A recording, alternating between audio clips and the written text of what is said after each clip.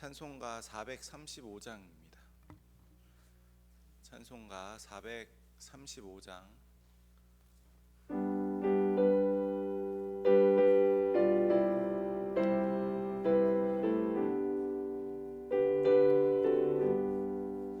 나의 영원하신 기여 생명보다 귀하다. 나의 갈 길 다가도록 나와 동행하소서. 주께로 가까이 주께로 가오니 나의 갈 길 다가도록 나와 동행하소서. 세상 부귀한이람과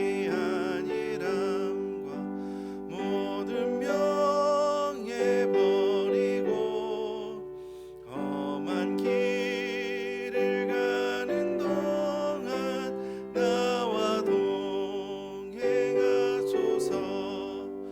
주께로 가까이 주께로 가오니 나의 갈 길 다가도록 나와 동행하소서.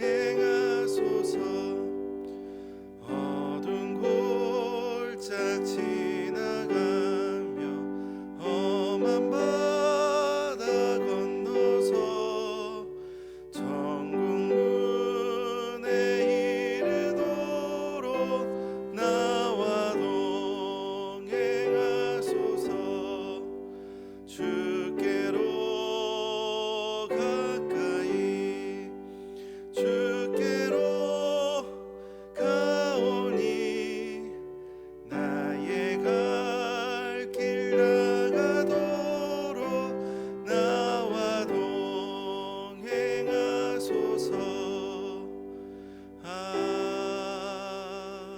아멘. 오늘 우리가 함께 볼 말씀 역대하 26장 1절에서 23절입니다.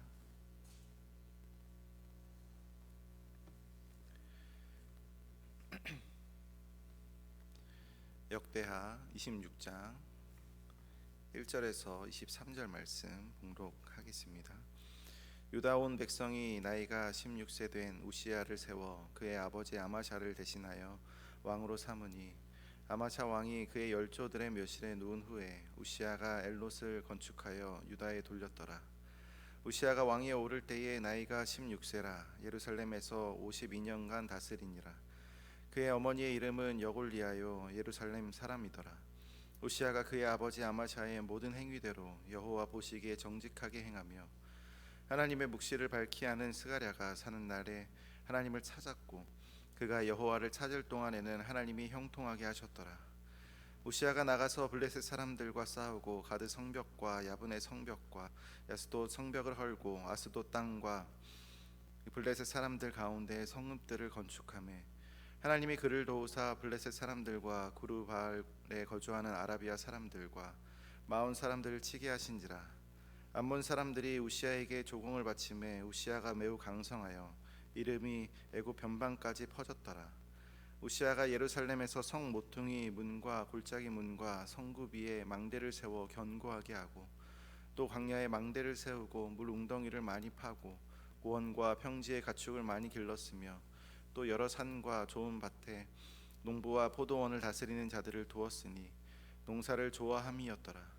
우시야에게 또 싸우는 군사가 있으니 서기관 여이엘과 병영장 마아세야가 직접 조사한 수요대로 왕의 지휘관 하나냐의 휘하에 속하여 떼를 지어 나가서 싸우는 자라. 족장의 총수가 2600명이니 모두 큰 용사여 그의 휘하의 군대가 30만 7500명이라. 건장하고 싸움에 능하여 왕을 도와 적을 치는 자이며 우시야가 그의 온 군대를 위하여 방패와 창과 투구와 갑옷과 활과 물맷돌을 준비하고 또 예루살렘에 재주 있는 사람들에게 무기를 고안하게 하여 망대와 성곽 위에 두어 화살과 큰 돌을 쏘고 던지게 하였으니 그의 이름이 멀리 퍼짐은 기이한 도우심을 얻어 강성하여 짐이었더라.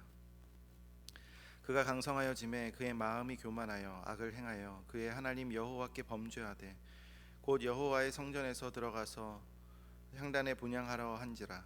제사장 아사랴가 여호와의 용맹한 제사장 80명을 데리고 그의 뒤를 따라 들어가서 우시야 왕 곁에 서서 그에게 이르되 우시야여 여호와께 분향하는 일은 왕이 할 바가 아니요 오직 분향하기 위하여 구별함을 받은 아론의 자손 제사장들이 할 바이니 성소에서 나가소서. 왕이 범죄하였으니 하나님 여호와에게서 영광을 얻지 못하리이다. 우시야가 손으로 향로를 잡고 분향하려 하다가 화를 내니 그가 제사장에게 화를 낼 때에 여호와의 전 안 향단 곁 제사장들 앞에서 그의 이마에 나병이 생긴지라. 대제사장 아사랴와 모든 제사장이 왕의 이마에 나병이 생겼음을 보고 성전에서 급히 쫓아내고 여호와께서 치심으로 왕도 속히 나가니라. 우시야 왕이 죽는 날까지 나병 환자가 되었고 나병 환자가 되매 여호와의 전에서 끊어져 별궁에 살았으므로 그의 아들 요담이 왕궁을 관리하며 백성을 다스렸더라. 우시야의 남은 시종 행적은 아모스의 아들 선지자 이사야가 기록하였더라. 우시야가 그의 조상들과 함께 누움에 그는 나병 환자라 하여 왕들의 묘실에 접한 땅 곧 그의 조상들의 곁에 장사하니라. 그의 아들 요담이 대신하여 왕이 되니라. 아멘. 우리가 하나님 앞에 나와 기도할 때 하나님 제 삶을 형통하게 해주세요라고 우리는 자주 기도합니다. 가정이 평안하고 건강이 지켜지고 일터가 안정되고 자녀가 잘 되기를 우리는 소망합니다. 우리가 그렇게 기도하는 것, 형통을 바라며 기도하는 건 결코 잘못된 기도가 아닙니다. 성경은 하나님께서 당신의 백성들을 형통하게 하시기를 기뻐하신다 말씀하셨기 때문입니다. 그러나 신앙의 여정을 걷다 보면 한 가지 묘한 경험을 하게 됩니다. 분명 하나님이 복을 주셨는데 이상하게 그 복이 깊은 평안으로 이어지기보다는 어느 순간 우리의 신앙을 느슨하게 만들 때가 있다는 겁니다. 고난의 시절에는 하나님을 붙잡지 않으면 살 수 없었던 우리였습니다. 눈물로 기도하던 그때에는 하루하루가 주님의 손에 매달려 있었습니다. 그런데 시간이 지나 상황이 안정되고 하나님께서 우리의 삶을 평안하게 하셨을 때 기도의 무릎은 점점 가벼워지고 감사의 고백은 점점 짧아지기 시작합니다. 형통이 찾아오자 마음이 오히려 멀어지는 역사를 우리 모두가 경험하는 신앙의 한 단면입니다. 성경은 이러한 현실을 아주 솔직하게 말합니다. 이스라엘 백성들은 광야에서는 날마다 만나를 구하며 하나님을 의지했습니다. 그러나 가나안에 들어가 곡식이 있고 포도주가 넘치자 그들의 마음은 느슨해지기 시작합니다. 복은 분명 하나님의 선물이지만 그 복이 우리의 마음을 지탱하지 못할 때 복은 때로 신앙을 흔드는 시험이 되기도 합니다. 생각해보면 신앙의 최종 목적이 언제나 형통은 아닙니다. 하나님은 분명 우리의 삶을 평안하게 하시지만 그 평안 속에서도 하나님만을 바라보길 원하십니다. 그런데 아이러니하게 현실 속에서의 형통은 우리의 마음의 중심을 미묘하게 바꿔 놓습니다. 기도의 이유가 달라지고 감사의 방향이 흐려지고 때로는 하나님보다 내 삶의 결과에 더 집중하게 만듭니다. 그럴 때 하나님이 주신 형통은 복이 아니라 오히려 시험이 됩니다. 그래서 우리의 신앙생활에서 한 가지 질문인 하나님이 주신 형통은 왜 우리의 신앙을 흔드는지 그 답을 오늘 본문 속에서 함께 찾아가 보려고 합니다. 오늘 본문은 한 사람의 왕 우시야의 이야기로 시작됩니다. 우시야의 이름은 여호와는 나의 힘이시다라는 뜻입니다. 우시야는 16살, 아직 세상의 경험도 많지 않은 어린 나이에 왕이 되었습니다. 그런데 성경은 그에 대하여 이렇게 기록합니다. 5절에 보면 그가 여호와를 찾을 동안에는 하나님이 형통하게 하셨더라. 이 짧은 문장 안에 형통의 비밀이 담겨 있습니다. 형통은 우시야의 능력이나 나이나 혹은 정치적인 배경 때문이 아니었습니다.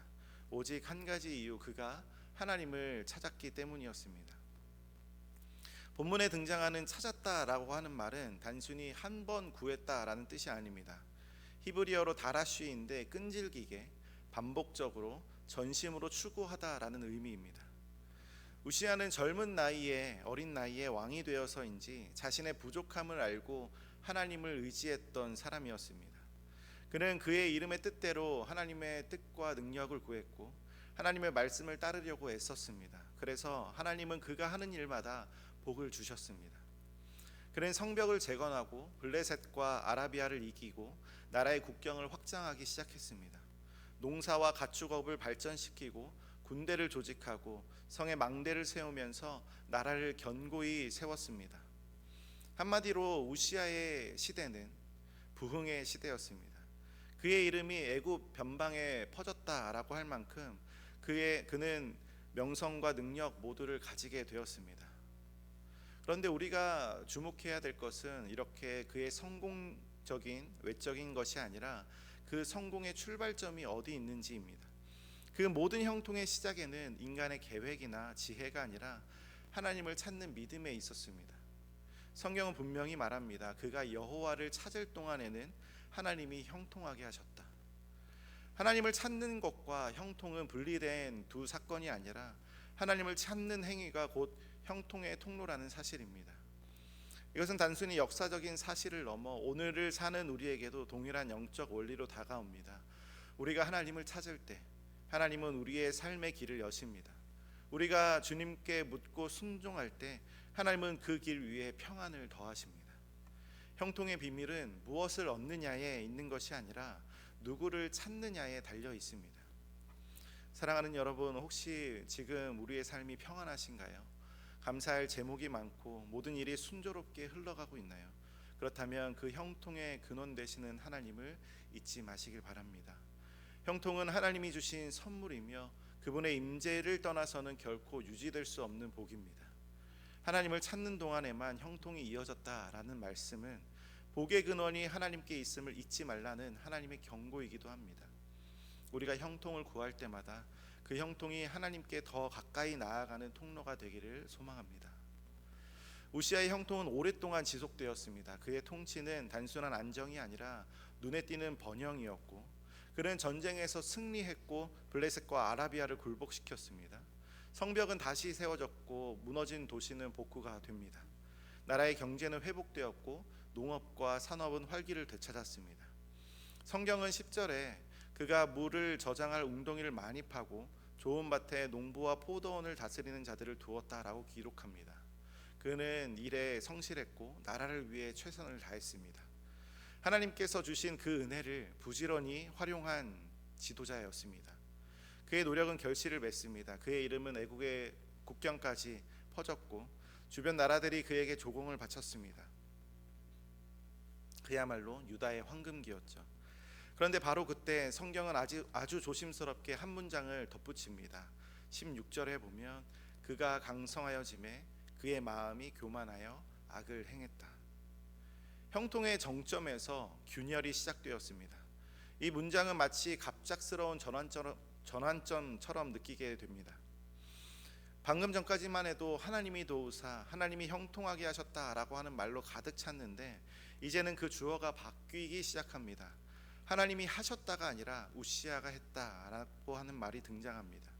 그는 전쟁을 주도했고 농사를 일으켰고 군대를 조직했습니다. 무기 개발에도 손을 대면서 성의 망대에 투석기와 활을 설치했습니다. 이 모든 일은 인간적으로 보면 탁월한 리더십의 결과였습니다. 하지만 역대기 기자는 그 모든 것들을 교만이라고 부릅니다. 왜냐하면 그의 형통이 더 이상 하나님을 향하지 않았기 때문입니다. 그가 강성해질수록 마음은 높아졌고 자신의 능력과 성취가 하나님을 대신해 마음의 중심에 앉기 시작했습니다. 하나님이 주신 복이 더 이상 하나님께로 향하지 않았고 자기 자신을 증명하는 수단이 되어버렸습니다. 이것이 바로 형통의 가장 큰 위험이죠. 형통은 결코 악하지 않습니다. 그러나 형통이 계속될 때에 그 복은 우리 안에 무언가를 드러내기 시작합니다. 바로 우리 중심이 어디에 있는가라는 겁니다. 우리의 중심이 하나님께 있을 때는 그 형통은 감사가 되지만 그 형통의 중심이 나에게 있을 때 형통은 교만이 됩니다. 복은 그 자체보다 복을 대하는 마음의 방향이 더 중요합니다.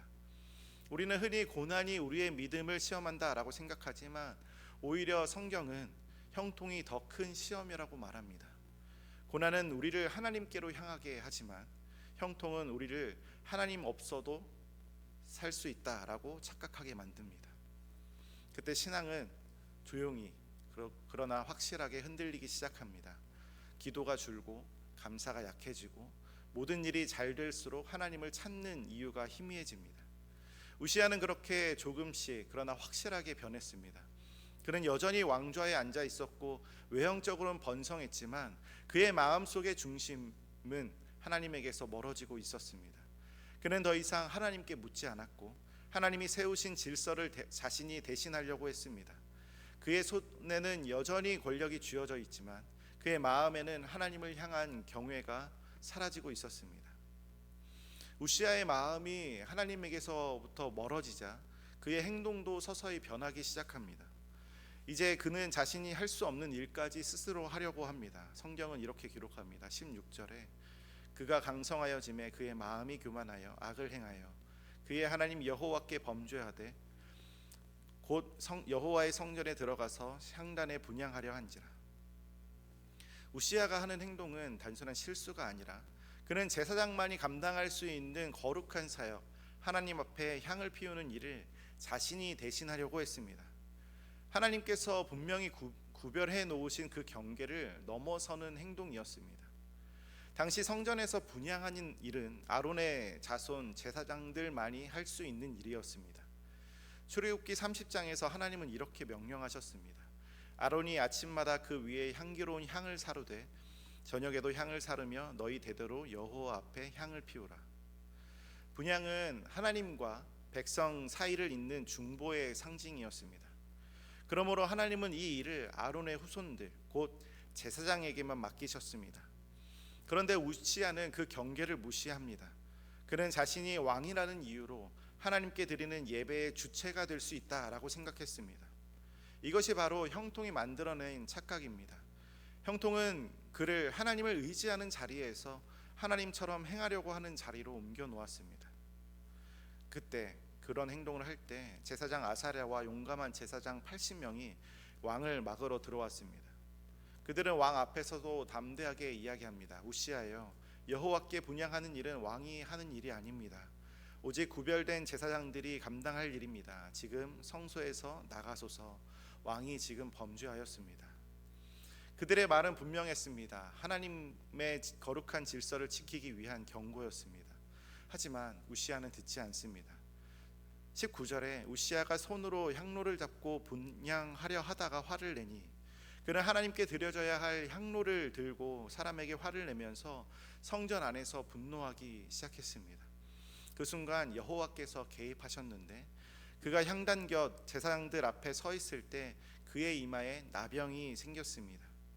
성경에서 이마는 인간의 존엄과 정체성을 상징합니다. 왕의 이마에 나병이 생겼다는 건 그의 권위와 영광이 하나님 앞에서 무너졌다는 뜻입니다. 하나님은 우시아의 육체를 치심으로 그의 영혼의 상태를 드러내셨습니다. 그의 마음은 이미 병들어 있었고 그의 몸이 마음의 결과를 드러내게 되었습니다. 제사장들이 급히 그를 성전 밖으로 내보냅니다. 그리고 성경은 이렇게 말합니다. 20절에 여호와께서 그를 치심으로 왕도 속히 나가니라. 왕이 나간 이유는 단순히 제사장들의 손에 밀려서가 아닙니다. 하나님의 거룩이 그를 성전 밖으로 내보내게 했습니다. 거룩하신 하나님은 인간의 교만과 함께 거하실 수 없으십니다. 그날 이후에 우시아는 평생 나병 환자로 살게 됩니다. 그는 별궁에 격리되면서 지냈고 더 이상 여호와의 성전에 들어갈 수 없는 자가 되었습니다. 그가 살던 왕궁에는 여전히 왕의 옷이 걸려 있겠지만 그의 영혼은 하나님과 단절된 삶을 살았습니다. 하나님을 찾던 왕은 이제 하나님께 나아갈 수 없는 자가 되었습니다. 그것이 그의 인생의 가장 큰 비극이겠죠. 사랑하는 여러분, 이 장면을 통해서 우리에게 성경은 경고를 줍니다. 하나님께서 주신 복이 아무리 크고 우리의 자리가 아무리 높아져도 그 복의 경계를 넘어서면 그것은 더 이상 복이 아닙니다. 하나님이 거룩하게 구별하신 자리를 함부로 넘어서지 말아야 합니다. 왜냐하면 하나님은 사랑의 하나님이시지만 동시에 거룩하신 하나님이시기 때문입니다. 그분의 거룩은 우리를 멀리하려 하시는 것이 아니라 우리로 하여금 다시 하나님을 경외하도록 부르시는 은혜의 울타리입니다. 우시아는 그 울타리를 넘어섰습니다. 하나님의 자리로 들어가려고 했습니다. 그리고 그 순간 그는 모든 것을 잃었습니다. 그의 영광은 사라지고 그의 이름은 슬픈 경고로 남아 있습니다. 사랑하는 여러분, 오늘 본문은 우리에게 이렇게 묻고 있습니다. 하나님이 주신 형통이 왜 우리의 신앙을 흔드는가? 그 이유는 형통이 우리 안의 중심을 드러내기 때문입니다. 형통 그 자체는 우리에게 축복이지만 동시에 거울이 됩니다. 그 거울 앞에서 우리는 내 마음의 주인이 누구인지를 보게 됩니다. 우시아는 하나님을 찾을 때 형통했습니다. 그러나 강성해지자, 그가 누리는 복이 형통해지자 마음이 달라졌습니다. 형통이 그를 하나님께로 더 가까이 이끌지 못했고 오히려 하나님처럼 행동하려고 하는 자리로 옮겨 놓았습니다. 형통이 신앙을 흔드는 이유는 그 복이 하나님을 향한 의존의 자리에서 교만의 자리로 바꿔놓기 때문입니다. 하나님을 찾던 마음이 자신을 믿는 마음으로 변할 때 형통은 더 이상 복이 아니라 우리에게 시험이 됩니다. 그렇다면 우리는 이러한 시험 속에서 어떻게 살아가야 할까요? 형통의 때일수록 더욱 간절히 하나님을 찾아야 합니다. 우리가 주님 안에서 누리는 평안이 지속될 때에 우리는 그 평안을 붙드는 인생이 아니라 그 평안을 주시는 하나님을 붙드는 인생이 되어야 합니다. 형통이 주어졌을 때, 우리의 삶에 평안이 주어졌을 때 우리는 이렇게 기도해야 합니다. 하나님, 이 복이 나를 주님께 더 가깝게 나아가게 하소서. 이 평안이 내 영혼을 나태하지 않게 하소서라고 기도해야 됩니다. 그런데 이 말씀은요, 단지 우시아의 실패를 통해서 우리에게 교만을 경고하기 위한 이야기로 끝나지 않습니다. 성경은 또 다른 왕을 보여주기 때문입니다. 자신의 위치를 넘어서 하나님의 자리까지 넘어가려고 했던 우시아와는 달리 그분은 하나님이심에도 스스로 인간의 자리에 내려오신 왕 예수 그리스도를 보여주십니다. 하나님은 그 교만의 자리에 있는 왕이 아니라 겸손의 자리로 나아가는 왕을 우리에게 말씀해 주십니다. 우리는 형통의 순간마다 경계를 넘어 교만해집니다. 하나님께 속한 자리를 내 손으로 차지하려고 하고 내 이름을 높이며 하나님보다 앞서려고 합니다. 그러나 예수님은 그 반대의 길을 걸으셨습니다. 그분은 경계를 넘어 교만하지 않으시고 오히려 그 경계를 넘어 겸손해지신 분이십니다. 하늘의 영광의 경계를 넘어서 죄 많은 우리에게로 내려오셨습니다. 하나님과 인간 사이의 거룩한 경계를 직접 건너서 우리를 만나러 와주시고 그분 자신이 우리를 위한 참된 형통이 되셨습니다. 예수님은 성전 안으로 들어가려다가 쫓겨난 왕이 아니라 십자가에서 찢기신 몸으로 우리에게 성소의 길을 열어주시는 왕이십니다. 우시아가 향로를 손에 들고 하나님께 나아가다가 나병이 걸렸다면 예수님은 자신의 몸을 향단 위에 향처럼 태우셔서 우리가 하나님께 나아갈 수 있는 길을 열어주셨습니다. 그분만이 우리의 형통입니다. 그분이 우리 안에 계실 때에 우리의 환경이 아무리 흔들려도 무너지지 않고 형통이 흔들려도 우리의 믿음이 흔들리지 않습니다. 사랑하는 여러분, 진정한 형통은 무언가를 이루는 것이 아니라 우리와 함께 계신 예수 그리스도를 믿는 것입니다. 예수님께서 우리와 함께 하실 때 그분의 임재가 우리의 형통입니다. 그분이 우리 안에 계실 때 우리는 더 이상 하나님을 넘어서려 하지 않고 그분 안에 머무는 평안을 누립니다. 그래서 우리는 이렇게 고백해야 합니다. 주님, 우리의 형통은 우리가 더 높아지는 것이 아니라 주님이 우리 안에 계시는 것입니다 라고 고백하는 저와 여러분 됐으면 좋겠습니다. 함께 기도하겠습니다. 하나님, 우리는 형통의 순간마다 우리의 마음이 흔들립니다. 하나님께서 주신 복을 붙드는 대신 복을 주신 하나님을 잊을 때가 많습니다. 그러나 주님은 우리를 포기하지 않으시고 거룩의 경계를 넘어 우리에게 오십니다. 우리의 죄와 연약함 속으로 들어오셔서 우리와 함께 계심으로 형통이 되어 주셨습니다. 주님, 우리가 그 은혜 안에 머물게 하여 주시옵소서. 형통의 때에도, 때로는 고난의 때에도 우리 안에 계신 예수 그리스도로 인해서 흔들리지 않는 믿음 가운데 살게 하여 주시옵소서. 감사드리며 예수님의 이름으로 기도드립니다. 아멘.